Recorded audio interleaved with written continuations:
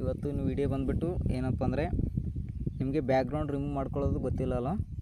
ನಾನು ಅದ್ರ ಮೇಲೆ ಒಂದು ವಿಡಿಯೋ ಮಾಡಿದ್ದೀನಿ. ಈ ವಿಡಿಯೋನ ಸ್ಕಿಪ್ ಮಾಡಿದೆ ಎಂಡ್ವರೆಗೆ ನೋಡಿ. ಬ್ಯಾಕ್ಗ್ರೌಂಡ್ ಯಾವ ಥರ ರಿಮೂವ್ ಮಾಡ್ಕೋಬೇಕು ಅಂತಂದು ನಾನು ಎಂಡ್ವರೆಗೆ ನೋಡಿದ್ರೆ ನಿಮಗೆ ವಿಡಿಯೋ ಅರ್ಥ ಆಗುತ್ತೆ.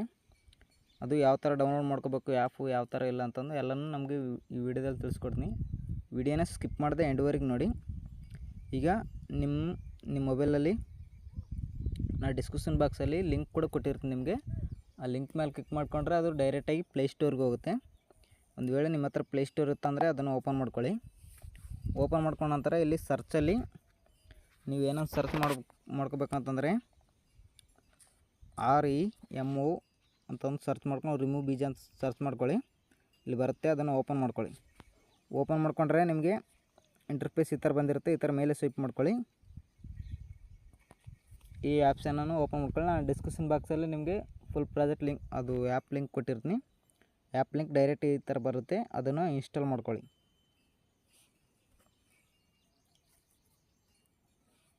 ಇದರಲ್ಲಿ ವಿಡಿಯೋ ಕೂಡ ನಿಮಗೆ ಕ್ವಾಲಿಟಿ HD ಆಗಿ ಬರುತ್ತೆ. ನೀವು ಈಸಿಯಾಗಿ ಎಡಿಟಿಂಗನ್ನು ಮಾಡ್ಕೋಬೋದು. ಫೋಟೋ ಕೂಡ ಎಡಿಟಿಂಗ್ ಮಾಡ್ಕೋಬೋದು. ನೀವು ಬ್ಯಾಕ್ಗ್ರೌಂಡ್ ಕೂಡ ರಿಮೂವ್ ಮಾಡ್ಕೋಬೋದು.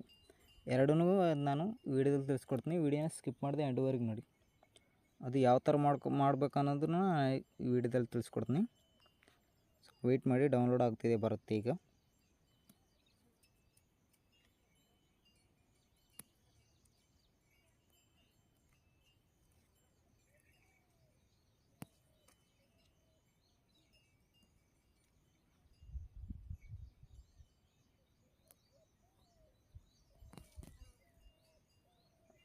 ಈಗ ಡೌನ್ಲೋಡ್ ಆಯ್ತಲ್ಲ. ಡೌನ್ಲೋಡ್ ಆದ ನಂತರ ಈಗ ಏನು ಮಾಡ್ಬೇಕಂತಂದರೆ ಇಲ್ಲಿ ಓಪನ್ ಅಂತ ಬಂದಿದೆಯಲ್ಲ, ಓಪನ್ ಮೇಲೆ ಕ್ಲಿಕ್ ಮಾಡ್ಕೊಳ್ಳಿ.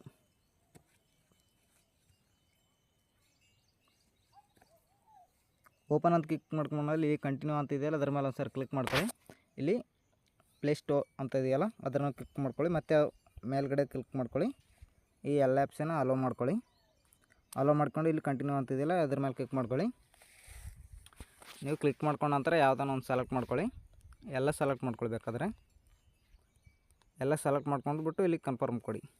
ಕನ್ಫರ್ಮ್ ಕೊಟ್ಟು ಮೇಲ್ಗಡೆ ಆಪ್ಷನ್ ಒಂದು ಸರಿ ಕ್ಲಿಕ್ ಮಾಡ್ಕೊಳ್ಳಿ. ಕ್ಲಿಕ್ ಮಾಡ್ಕೊಂಡ ನಂತರ ಇಲ್ಲಿ ಸ್ಟಾರ್ಟಿಂಗಲ್ಲಿ ಇದೆಯಲ್ಲ, ಅದರ ಒಂದು ಸರಿ ಕ್ಲಿಕ್ ಮಾಡಿ. ಇಲ್ಲಿ ಸೆಲೆಕ್ಟ್ ಫೋಟೋಸ್ ಅಂತ ಇದೆಯಲ್ಲ, ಅದ್ರ ಮೇಲೆ ಕ್ಲಿಕ್ ಮಾಡ್ಕೊಳ್ಳಿ. ಇಲ್ಲಿ ಆಲ್ ಅಂತ ಬಂದಿದೆಯಲ್ಲ, ಆಲ್ ಕೊಡಿ.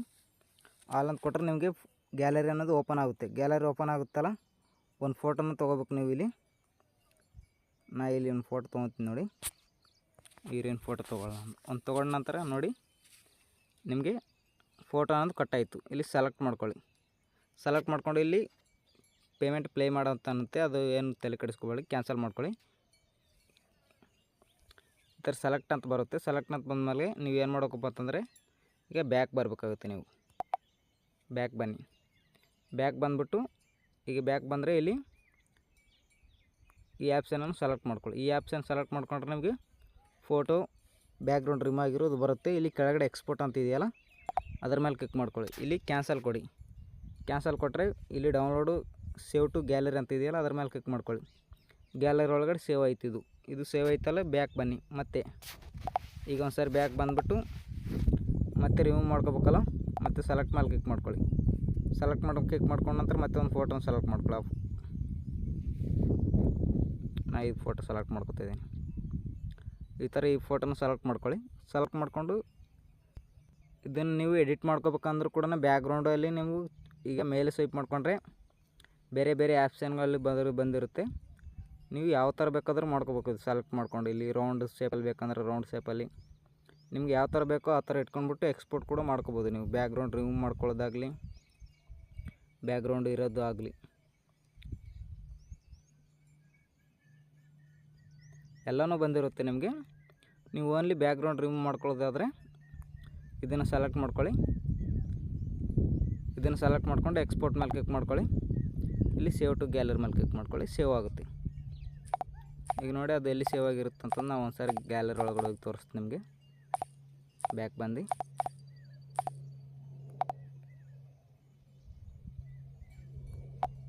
ಇಲ್ಲಿ ನೋಡಿ, ಇಲ್ಲಿ ಬಂದಿದೆ ಗ್ಯಾಲರಿ ಒಳಗಡೆ 2 ಫೋಟೋಸ್ ಬ್ಯಾಕ್ಗ್ರೌಂಡ್ ರಿಮೂವ್ ಆಗಿರೋ 2 ಫೋಟೋಸ್ ಇಲ್ಲಿ ಬಂದಿರುತ್ತೆ.